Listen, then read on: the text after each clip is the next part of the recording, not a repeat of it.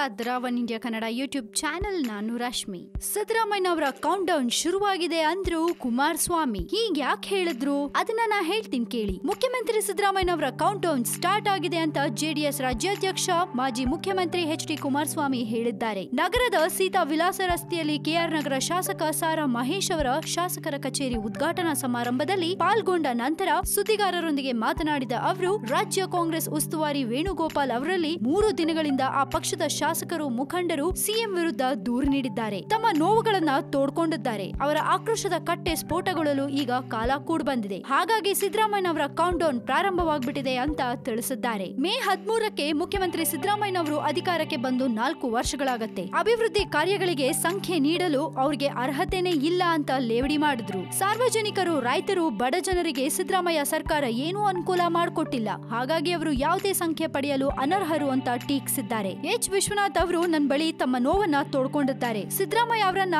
ಕಾಂಗ್ರೆಸ್ಗೆ ಕರೆತಂದವನೇ ನಾನು. ಅವರು ಸಂಕಷ್ಟದಲ್ಲಿದ್ದಾಗ ನಾನು ಸಹಾಯಕ್ಕಿದ್ದೆ. ಆದ್ರೆ ಅವರು ಈಗ ನಡೆಸಿಕೊಂಡ ರೀತಿ ಸರಿ ಇಲ್ಲ. ನನ್ನನ್ನ ಕಡೆಗಣಿಸಿದ್ದಾರೆ, ಅಗೌರವ ತೋರಿದ್ದಾರೆ. ಹಾಗಾಗಿ ಕಾಂಗ್ರೆಸ್ ಪಕ್ಷ ಬಿಡೋಕೆ ನಿರ್ಧರಿಸಿದ್ದೇನೆ ಅಂತ ಕುಮಾರಸ್ವಾಮಿ ಬಳಿ ಎಚ್ ವಿಶ್ವನಾಥ್ ಹೇಳಿಕೊಂಡಿದ್ದಾರಂತೆ. ವಿಶ್ವನಾಥ್ ಜೆಡಿಎಸ್ಗೆ ಬರೋದನ್ನ ಅವರೇ ನಿರ್ಧರಿಸಲಿದ್ದಾರೆ. 1-2-3 ದಿನಗಳಲ್ಲಿ ಅವರ ರಾಜಕೀಯ ನಡೆ ಏನೆಂಬುದು ಗೊತ್ತಾಗುತ್ತೆ ಅಂತ ಕುಮಾರಣ್ಣ ತಿಳಿಸಿದ್ದಾರೆ. ಮುಂಬರುವ ವಿಧಾನಸಭಾ ಚುನಾವಣೆಯಲ್ಲಿ ಕಾಂಗ್ರೆಸ್ ಬಿಜೆಪಿಯೊಂದಿಗೆ ಹೊಂದಾಣಿಕೆ ಮಾಡಿಕೊಳ್ಳೋದಿಲ್ಲ. ಎಲ್ಲಾ ಕ್ಷೇತ್ರಗಳಿಗೂ ಅಭ್ಯರ್ಥಿಗಳನ್ನ ನಿಲ್ಲಿಸಿ ಮ್ಯಾಜಿಕ್ ನಂಬರ್ 113 ಪಡೆಯಲು ನಾವು ಈಗಾಗಲೇ ಕಾರ್ಯಪ್ರವೃತ್ತರಾಗಿದ್ದೇವೆ. ಸ್ವಂತ ಬಲದ ಮೇಲೆ ಅಧಿಕಾರಕ್ಕೆ ಬರುವ ವಿಶ್ವಾಸ ಇದೆ ಅಂತ ಕುಮಾರಸ್ವಾಮಿ ಹೇಳಿದ್ದಾರೆ. ಇದಕ್ಕೂ ಮೊದಲು ನಂಜನಗೂಡಿನಲ್ಲಿ ನಂಜುಂಡೇಶ್ವರನಿಗೆ ಪೂಜೆ ಸಲ್ಲಿಸಿ ಸುದ್ದಿಗಾರರೊಂದಿಗೆ ಮಾತನಾಡಿದ ಕುಮಾರಸ್ವಾಮಿ ಅವರು, ರಾಜ್ಯದಲ್ಲಿ ಉತ್ತಮ ಮಳೆಯಾಗಲಿ ಅಂತ ಪ್ರಾರ್ಥಿಸಿದ್ದೇನೆ. ಹಾಗೆ ಜೆಡಿಎಸ್ ಸಂಭಾವ್ಯ ಅಭ್ಯರ್ಥಿಗಳು, ಪದಾಧಿಕಾರಿಗಳ ಪಟ್ಟಿಯನ್ನ ದೇವರಲ್ಲಿ ಇಟ್ಟು ಪೂಜೆ ಮಾಡಿಸಿದ್ದೀನಿ ಅಂತ ಹೇಳಿದ್ರು. ಎನಿವೇಸ್, ಕುಮಾರಸ್ವಾಮಿ ಅವರು ಹೇಳ್ದಂಗೆ ಸಿದ್ದರಾಮಯ್ಯ ಅವರ ಕೌಂಟ್ ಡೌನ್ ಸ್ಟಾರ್ಟ್ ಆಗಿದೆ. ಸೊ ಮುಂದಕ್ಕೆ ಸಿದ್ದರಾಮಯ್ಯ ಅವರೇ ಮುಖ್ಯಮಂತ್ರಿಯಾಗಿ ಉಳಿತಾರಾ ಅಥವಾ